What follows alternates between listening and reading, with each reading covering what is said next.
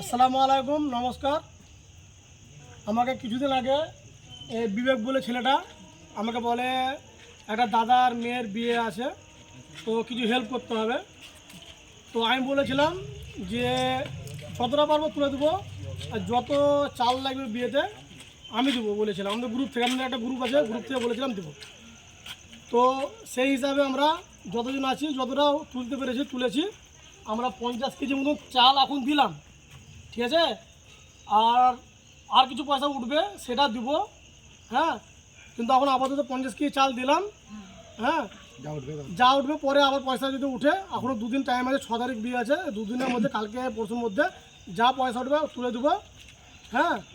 তো আমি চাইবো, হ্যাঁ, যে আপনারাও সবের পেছনে থাকিয়েন, গরিব মানুষের হেল্প করেন, এটাই চাইবো। বলছি আপনাদেরকে দিলাম, পেলেন তো? পেয়েছেন। নমস্কার, আসসালামু আলাইকুম। হ্যাঁ, সব নমস্কার।